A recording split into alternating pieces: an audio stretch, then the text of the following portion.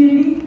And I do have a certificate, Mr. Speaker, but before that happens, I would like to say a few words about Dr. Dick Kozoll. So Dr. Kozoll, I first met him when I was elected to this position. I was actually at a Cuba town meeting, and he was there to promote one of the health-oriented lifestyle promotions that he does. And in just a moment, Mr. Speaker and members, you're going to hear the certificate read about Dr. Kozoll, and he has done a number of pretty extraordinary things in the small town of Cuba for the betterment of health and the environment, and just, I think, to improve our quality of life.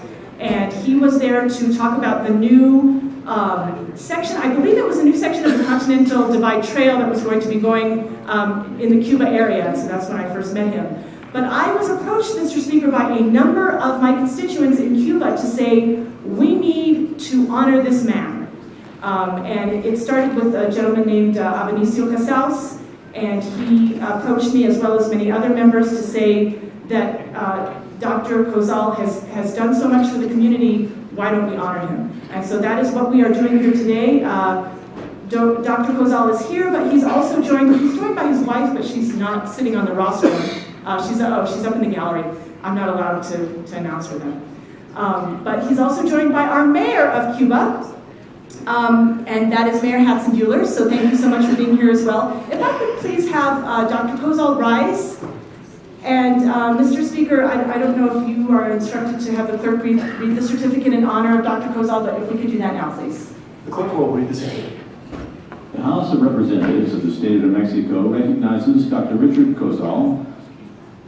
Whereas Dr. Kozoll arrived in Cuba in late June of 1975 after accepting the position of Medical Director for the Presbyterian Medical Services Checkerboard Area Health System, and despite having planned a career in international health, and whereas soon after his arrival, he met his future wife, Sally Davis, bought some land, and made the decision to spend his life caring for patients, developing innovative health programs, and contributing to the overall quality of life of his patients, friends, and colleagues.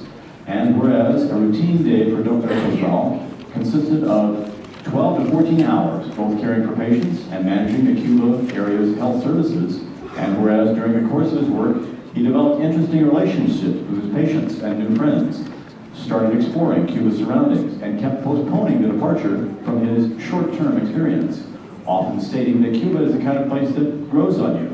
And whereas, after serving 5 years as medical director and another 5 as executive director for Presbyterian Medical Services, he began channeling his energy into creating a model rural private practice while using his public health and preventive medicine skills at the regional, state, and national level.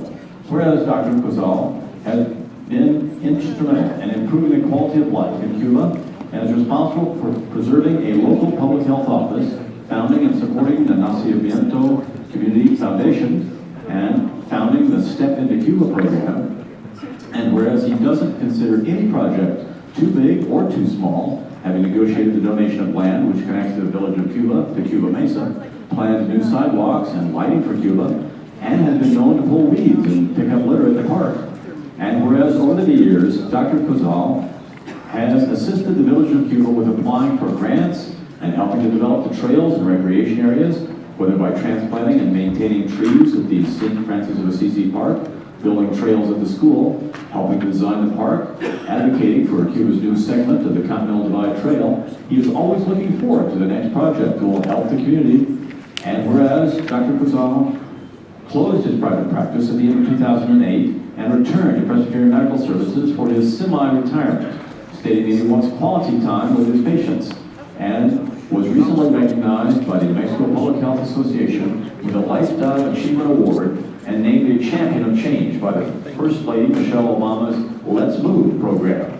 Now therefore be it resolved by the House of Representatives of the State of New Mexico that congratulations be extended to Dr. Richard Kozoll for his dedication to his community and the State of New Mexico.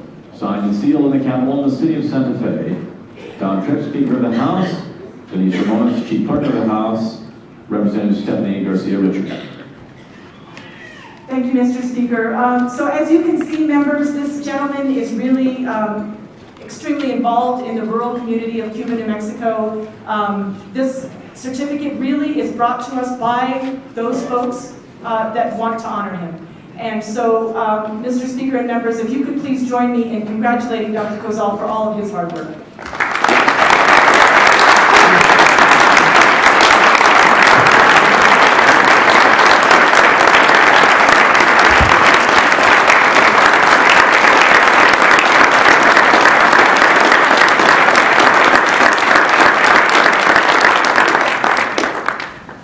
Is Dr. Kozoll's wife here in the gallery? Would you mind standing up?